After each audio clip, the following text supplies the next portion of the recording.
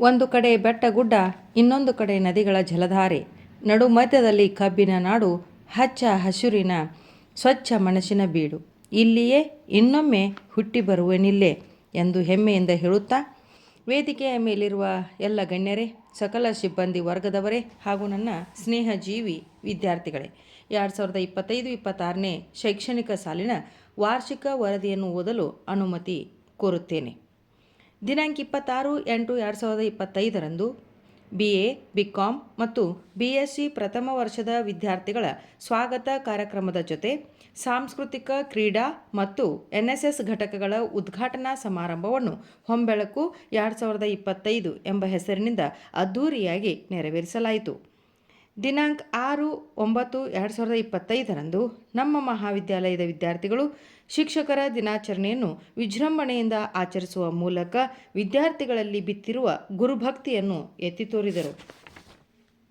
ದಿನಾಂಕ 15/9/2025ರಂದು ರಾಣಿ ಚೆನ್ನಮ್ಮ ವಿಶ್ವವಿದ್ಯಾಲಯ, ದೀನ್ ದಯಾಳ್ ಉಪಾಧ್ಯಾಯ ಅಧ್ಯಯನ ಪೀಠ ಹಾಗೂ ನಮ್ಮ ಮಹಾವಿದ್ಯಾಲಯದ ಸಹಯೋಗದಲ್ಲಿ ಭರತ ವರ್ಷದ 3 ವೀರ ವನಿತೆಯರು ಎಂಬ ವಿಷಯದ ಮೇಲೆ ವಿಶೇಷ ಕಾರ್ಯಕ್ರಮವನ್ನು ಶ್ರೀ BG ಪಾಟೀಲ್ ಸಂಪನ್ಮೂಲ ವ್ಯಕ್ತಿಗಳ ಮೂಲಕ ನೆರವೇರಿಸಲಾಯಿತು.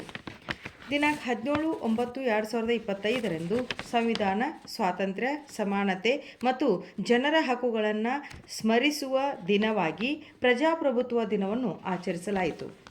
ದಿನಾಂಕ 22/9/2025ರಂದು ಆಯುರ್ವೇದ ದಿನವನ್ನು ಉಪನ್ಯಾಸಕದ ಮೂಲಕ ನೆರವೇರಿಸಲಾಯಿತು. ಈ ಮೂಲಕ ಭಾರತದ ಅಮೂಲ್ಯ ಪರಂಪರೆಯಾದ ಆಯುರ್ವೇದದ ಜ್ಞಾನವನ್ನು ತಿಳಿಸಲಾಯಿತು. ವಿದ್ಯಾರ್ಥಿಗಳನ್ನು ಸಮಾಜದ ಒಳಿತಿಗಾಗಿ ಕೆಲಸ ಮಾಡಲು ಪ್ರೇರೇಪಿಸುವ ದೃಷ್ಟಿಯಿಂದ 25/9/2025ರಂದು NSS ಸಂಸ್ಥಾಪನಾ ದಿನವನ್ನು ಆಚರಿಸಲಾಯಿತು. ದಿನಾಂಕ 26/9/2025ರಂದು ನಮ್ಮ ಮಹಾವಿದ್ಯಾಲಯದಲ್ಲಿ ಉದ್ಯೋಗ ಮೇಳವನ್ನು ಹಮ್ಮಿಕೊಳ್ಳಲಾಗಿತ್ತು.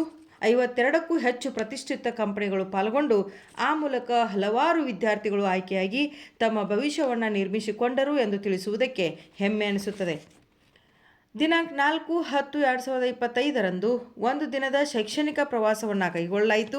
ಹಿಡಕಲ್ ಡ್ಯಾಮ್, ಛತ್ರಪತಿ ಶಿವಾಜಿ ಕಿಲ್ಲಾ, ವಿವೇಕಾನಂದರ ಆಶ್ರಮ, ಪಾರ್ಲೆಜಿ ಫ್ಯಾಕ್ಟರಿ, ಸಂಗೊಳ್ಳಿ ರಾಯಣ್ಣ ಮ್ಯೂಸಿಯಂ ಹೀಗೆ ವಿದ್ಯಾರ್ಥಿಗಳ ಜ್ಞಾನ, ಅನುಭವ ಮತ್ತು ವ್ಯಕ್ತಿತ್ವ ವಿಕಾಸಕ್ಕೆ ದಾರಿ ಮಾಡಿಕೊಡಲಾಯಿತು. ದಿನಾಂಕ 2/10/2025ರಂದು 154ನೇ ಗಾಂಧಿ ಜಯಂತಿ ಮತ್ತು 122ನೇ ಲಾಲ್ ಬಹದ್ದೂರ್ ಶಾಸ್ತ್ರೀಜಿ ಜಯಂತಿಯನ್ನು ಆಚರಿಸುವ ಮೂಲಕ ವಿದ್ಯಾರ್ಥಿಗಳು ಅವರ ಜೀವನ ಮತ್ತು ಆದರ್ಶಗಳಿಂದ ಪ್ರೇರಣೆ ಪಡೆದರು. ಆದಿಕವಿ ರಾಮಾಯಣ ವಿರಚಿತ ಜೀವನ, ಸಾಹಿತ್ಯ, ಸೇವೆ, ಸಂಸ್ಕೃತಿ ಮತ್ತು ಮೌಲ್ಯಗಳನ್ನು ಉಳಿಸುವಲ್ಲಿ ಮಹತ್ತರ ಪಾತ್ರ ವಹಿಸಿರುವ ಮಹರ್ಷಿ ವಾಲ್ಮೀಕಿ ಜನ್ಮ ದಿನಾಚರಣೆ ದಿನಾಂಕ 7/10/2025ರಂದು ನೆರವೇರಿಸಲಾಯಿತು. ಹೆಣ್ಣು ಮಕ್ಕಳ ಹಕ್ಕುಗಳನ್ನು ಗೌರವಿಸಿ ಅವರಿಗೆ ಸಮಾನ ಅವಕಾಶ ಒದಗಿಸಲು ಪ್ರೇರೇಪಿಸುವ ದಿನವನ್ನಾಗಿ ಅಕ್ಟೋಬರ್ 11, 2025ರಂದು ಅಂತಾರಾಷ್ಟ್ರೀಯ ಹೆಣ್ಣು ಮಕ್ಕಳ ದಿನವನ್ನು ಆಚರಿಸಲಾಯಿತು.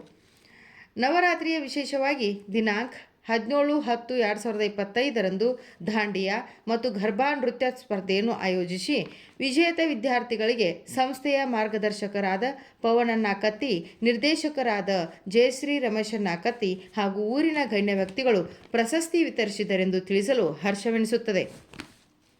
ಅಕ್ಟೋಬರ್ 23ರಂದು ರಾಣಿ ಚೆನ್ನಮ್ಮ ಜಯಂತಿಯನ್ನು, ಅಕ್ಟೋಬರ್ 31ರಂದು ಏಕ್ತಾ ದಿವಸವನ್ನು ಹಾಗೂ ನವೆಂಬರ್ 1ರಂದು ಕನ್ನಡ ರಾಜ್ಯೋತ್ಸವವನ್ನು ಹಮ್ಮಿಕೊಳ್ಳುವ ಮೂಲಕ ಆ ದಿನದ ವಿಶೇಷತೆಯನ್ನು ಅನುಭವಿಸಿದೆವು.